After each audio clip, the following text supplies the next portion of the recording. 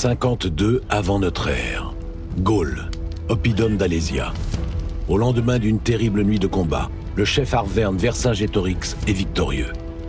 Au cœur de la mêlée, il a affronté puis tué de ses propres mains le chef ennemi, le roi carthaginois Hasdrubal. Après son écrasante victoire à la bataille de Cannes, le général Hannibal a pris d'assaut la ville de Rome. La cité rivale a été entièrement rasée. À Carthage, profitant de son grand prestige militaire et de son immense fortune de guerre, Hannibal a confisqué le pouvoir et s'est fait proclamer roi. Au cours du siècle suivant, les armées carthaginoises ont conquis le reste de la Méditerranée occidentale, allant même jusqu'à s'aventurer en Gaule. Mais tout ceci n'est jamais arrivé. En 216 avant Jésus-Christ, un petit grain de sable va décider autrement de l'issue du conflit opposant Rome à Carthage. Notre histoire n'est qu'une suite d'événements incroyables. Chacun de nous peut en changer le cours. La plus infime de nos décisions peut influencer l'avenir de l'humanité. Et connaître le passé, c'est anticiper l'avenir. Vous écoutez L'effet papillon quand l'histoire bascule, Auguste, empereur de la République. 8 siècles avant Jésus-Christ, une reine phénicienne, Élissa, débarque sur les côtes africaines et y fonde la ville de Carthage. 6 siècles plus tard, le Carthaginois Hannibal Barca envahit l'Italie et inflige aux légions romaines la pire défaite de leur histoire militaire. En moins 146, finalement vaincue par les armées de Rome, la cité de Carthage, livrée aux flammes et au pillage, est intégralement rasée. Ces 3 événements, intimement liés, sont des moments clés de l'ère carthaginoise. Ils ont abouti à sa destruction par sa grande rivale, la République romaine. Afrique du Nord, 8 siècles avant Jésus-Christ. La reine phénicienne Élissa, contrainte de fuir sa cité natale de Tyr sur la côte libanaise, a fini par toucher terre, ici, de l'autre côté de la Méditerranée. Elle vient de demander au chef local une terre pour s'installer, elle et son peuple. Selon la légende, il lui a promis un territoire aussi grand que pourrait en contenir la peau d'un bœuf. La reine l'a alors découpé en fines lanières, dont elle a entouré un terrain suffisamment grand pour y installer une cité. Diplomatie et négociation, 2 piliers fondamentaux pour cet embryon de ville, amené à devenir l'une des plus formidables puissances de l'Antiquité, Carthage. Les Phéniciens ont incontestablement été les plus grands marins de l'Antiquité. Ils ne connaissaient pourtant pas encore la boussole, mais savaient s'orienter même de nuit grâce aux étoiles. À la fin du 2e millénaire avant notre ère, ils commencent à se tourner vers le commerce maritime et fondent des comptoirs et des colonies sur le littoral méditerranéen. Chaque nouvelle colonie est indépendante, mais toutes sont liées par une culture commune, même langue, même croyance. Carthage, qui signifie « ville neuve », est l'une de ces colonies. Son développement s'appuie dès les origines sur les échanges commerciaux, puis sur l'agriculture et l'artisanat. Située sur une presqu'île étroitement reliée à la terre ferme, comme beaucoup de cités phéniciennes, la ville étend rapidement sa zone d'influence de l'Espagne à Chypre. Elle devient un véritable empire maritime, une confédération économique. À la tête de la ville, pas de roi ni de tyran, mais 2 hauts fonctionnaires, les suffètes, élus pour une durée déterminée par un sénat et contrôlés par une assemblée populaire. Bienvenue dans la mémoire de l'humanité. Tous les événements de notre histoire, aussi infimes soient-ils, y sont mémorisés et interconnectés. Il suffit d'en changer un pour bouleverser tous les autres. Ici, nous pouvons contrôler le temps, analyser et comparer des milliards d'événements pour réécrire l'histoire à l'infini. Carthage était-elle la première république de l'histoire ? En fait, les sources de l'époque sont très rares et nous devons nous fier à des historiens antiques d'origine romaine ou grecque. Mais selon toute vraisemblance, Carthage était certainement gouvernée par un système à la fois oligarchique et démocratique. 2 magistrats détenant le pouvoir exécutif, les suffètes, était élu pour une durée déterminée par un Sénat, lui-même issu des grandes familles carthaginoises. Une assemblée populaire permettait au peuple de s'exprimer et constituait un contre-pouvoir. Selon Aristote, Carthage, fondée 300 ans avant la naissance de la République romaine, serait ainsi la première république de l'histoire. Reprenons.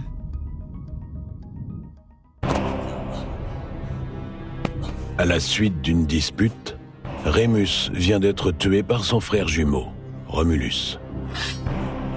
Selon la légende, c'est donc dans le sang que ce fils du dieu Mars fonde ce village, perché sur le mont Palatin, au cœur de la péninsule italienne. Il lui donne son nom, Rome. Les premiers temps de Rome sont aussi violents que son mythe fondateur, fait de guerres quasi permanentes contre les cités voisines. En 390, ses armées sont anéanties et la ville ravagée par les hordes celtes du grand chef Brennos.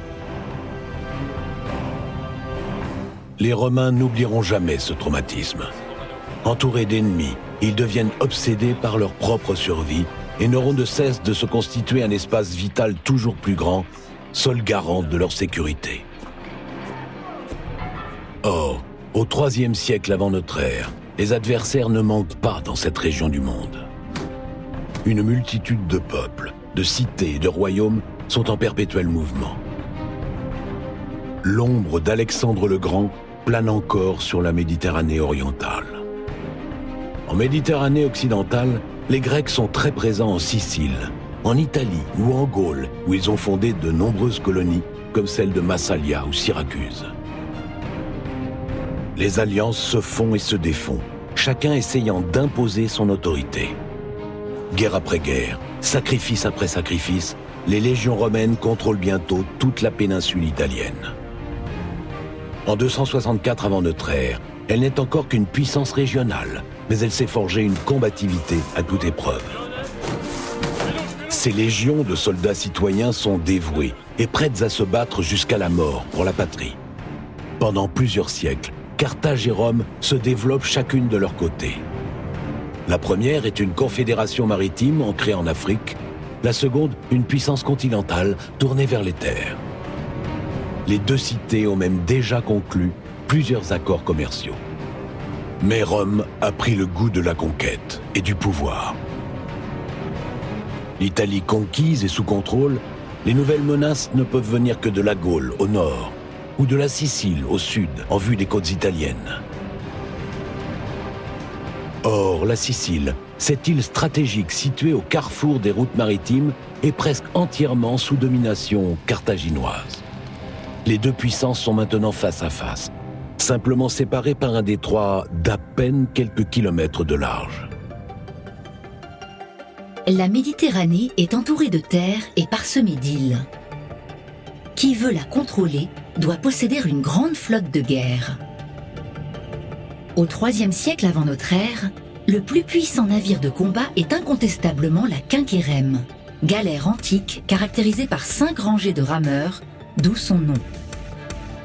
Ces 300 rameurs, 2 fois plus que sur une galère classique, apportent la puissance nécessaire pour foncer sur les navires ennemis et les percuter de plein fouet.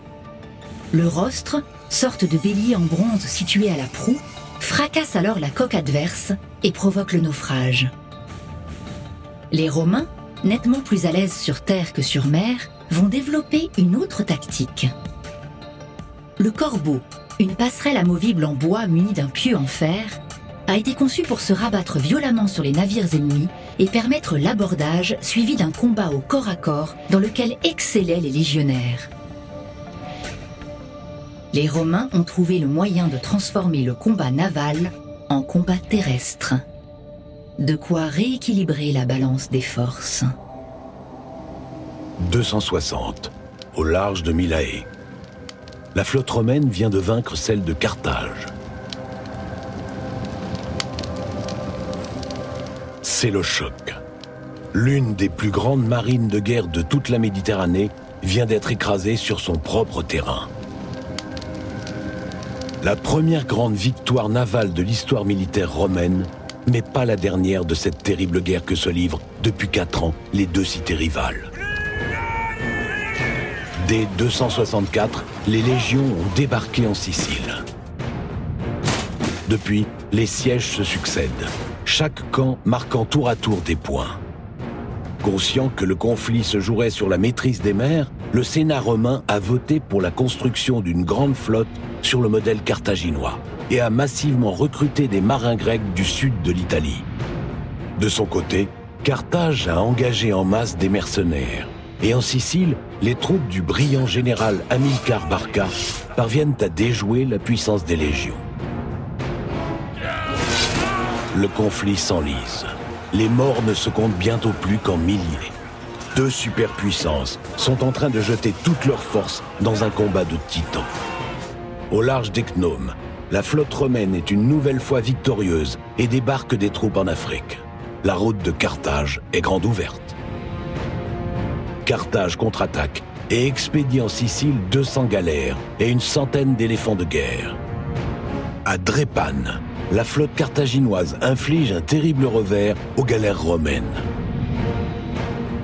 Carthage règne à nouveau sur les mers, mais doit bientôt faire face à une insurrection des tribus numides. Contraint d'y consacrer une grande partie de ses forces, elle ne peut pas exploiter ses victoires.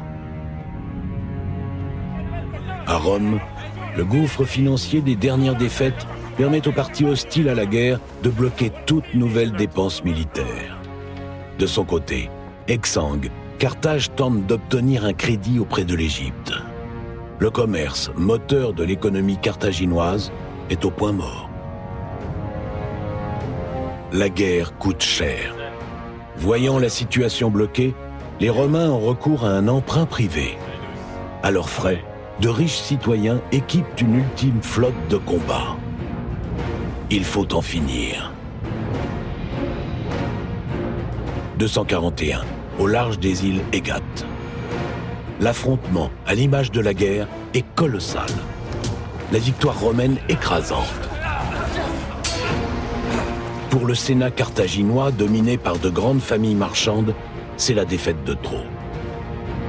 Pour eux, l'heure n'est plus à l'option militaire, mais à la négociation. Mercenaires ou citoyens? La guerre coûte cher et elle est hasardeuse. Le Sénat carthaginois choisit de sortir de ce conflit par l'argent et la diplomatie. La cité avait très tôt fait le choix pragmatique de recruter des mercenaires, notamment pour économiser ses ressources démographiques limitées. Les armées carthaginoises n'étaient donc pas permanentes et manquaient de cohésion. Libyens, Numides, Ibères et Celtes formaient la base de son infanterie et de sa cavalerie. Les généraux carthaginois pouvaient également compter sur les chars d'assaut de l'époque, les éléphants de guerre. Conduits par un cornac, ils étaient entraînés pour foncer droit dans les rangs ennemis, briser les premières lignes et semer la panique en piétinant les soldats. Contrairement à Carthage, Rome possédait une armée terrestre composée en grande partie de citoyens. Chaque légion était composée de 30 manipules, elles-mêmes réparties en 2 centuries. L'ensemble, très souple et manœuvrable, formait 3 lignes de bataille. Au premier rang, les Astati encaissaient le premier choc. Puis venaient les Principes. Et enfin, les Triarii, des vétérans, formaient l'ultime rempart. Une véritable armée citoyenne où chaque Romain de moins de 46 ans était mobilisable pour servir la République. 2 conceptions de l'armée complètement différentes. Octobre 218, Italie du Nord. Hannibal Barca, fils du grand Hamilcar, héros de la dernière guerre contre les Romains, vient de franchir les Alpes. Lui, son armée et ses éléphants. Devant eux s'ouvre l'Italie, foyer de la République romaine. Pour ce général de Carthage, c'est l'heure de la revanche.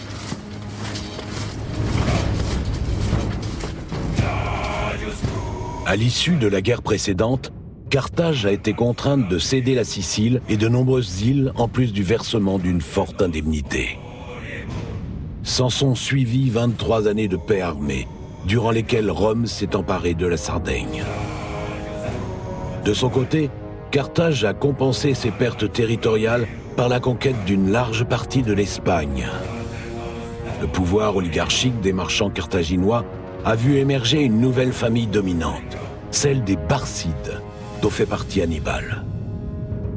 Profondément dévoué à sa cité, le jeune Carthaginois a vécu les heures sombres des terribles mutineries de mercenaires. Devenu adulte et général d'armée, il estime que le temps est venu de faire payer Rome.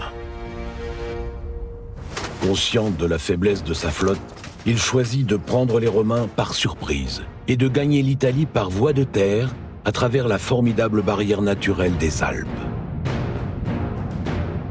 Son objectif est de provoquer le soulèvement des peuples alliés de Rome et de vaincre les légions romaines. Lorsque la nouvelle de l'exploit d'Hannibal arrive aux sénateurs romains, c'est la panique. On envoie aussitôt une armée l'affronter, puis une autre, et encore une autre. Toutes sont vaincues. Faisant preuve d'un véritable génie tactique, Hannibal encercle les légions au Tessin, les attaque par surprise à la Trébie, les massacre par milliers sur les rives brumeuses du lac Trasimène. Plusieurs alliés de Rome abandonnent la République, mais la plupart restent fidèles. Hannibal, malgré ses éclatantes victoires militaires, n'est pas encore parvenu à soulever l'Italie. Il mise sur une victoire militaire décisive. Mais les Romains refusent maintenant l'affrontement direct. Ils ont compris que pour l'heure, le Carthaginois était tout simplement invincible. Pour les forcer au combat, Hannibal s'empare alors de la région de Cannes, le grenier à blé de l'armée romaine. Rome n'a plus le choix et accepte de livrer bataille avec son ultime armée. 2 août 216. Les 50 000 mercenaires d'Hannibal font face aux 80 000 légionnaires romains qui se jettent, tête baissée, dans le piège du général carthaginois. Rapidement encerclés et attaqués de toutes parts, les légions sont incapables de manœuvrer et se font massacrer. Au soir de la bataille, elles comptent plus de 45 000 morts. Hannibal est aux portes de Rome.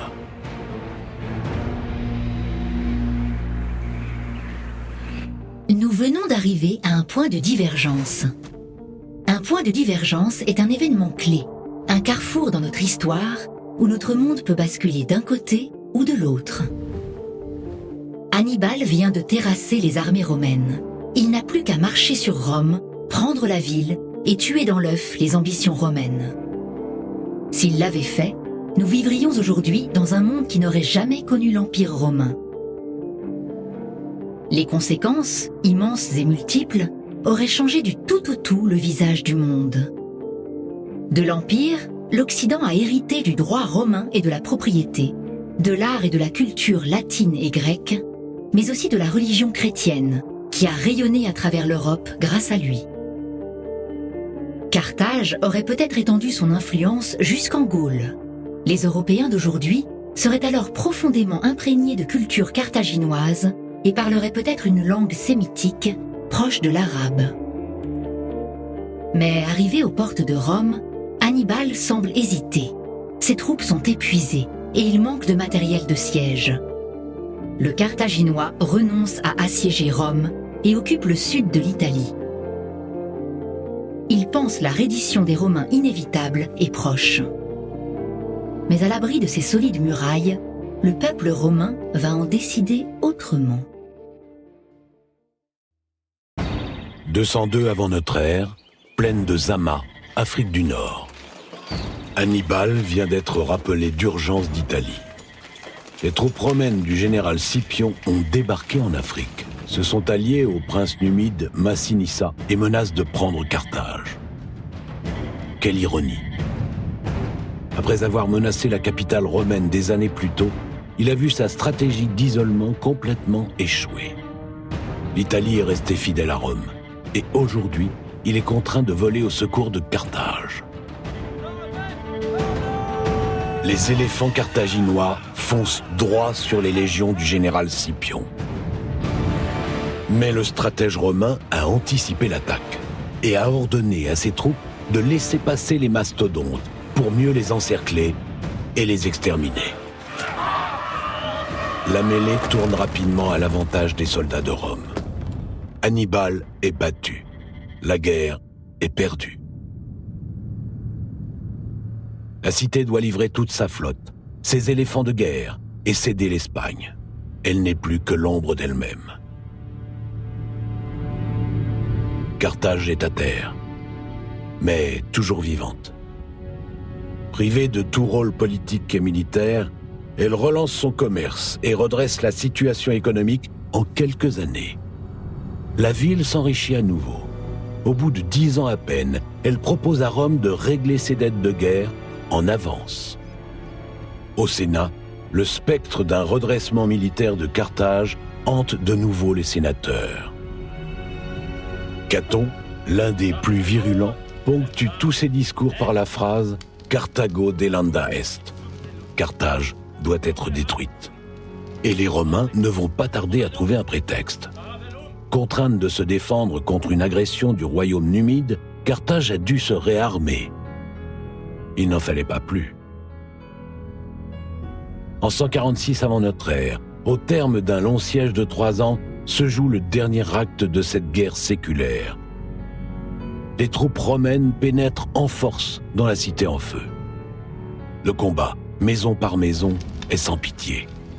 Les rues sont jonchées de cadavres. Les Carthaginois, acculés, savent qu'ils se battent pour leur survie. En vain. Pendant 6 jours et 6 nuits, la cité est livrée aux flammes et au pillage. Les survivants sont réduits en esclavage. Le sol est déclaré sacère, maudit. Interdiction est faite à quiconque de venir s'y installer. Carthage a bel et bien été détruite. Dans la même année, les légions soumettent définitivement la Grèce. L'emprise de Rome s'étend bientôt à toute la Méditerranée. Mais cette expansion et cet afflux de richesses sont sur le point de bouleverser l'équilibre de la cité-État primitive. De graves crises vont bientôt se déclencher, suivies d'une terrible guerre civile qui aboutira à la fin de la République romaine et à l'avènement de l'Empire. Mais ceci est une autre histoire. Malheur aux vaincus. Durant l'Antiquité, il était d'usage de piller les cités prises à l'ennemi. La prise de Carthage a été une tragédie et un spectacle effroyable. Sa population a été asservie ou exterminée, ses archives sont parties en fumée, sa magnifique bibliothèque a été dévastée.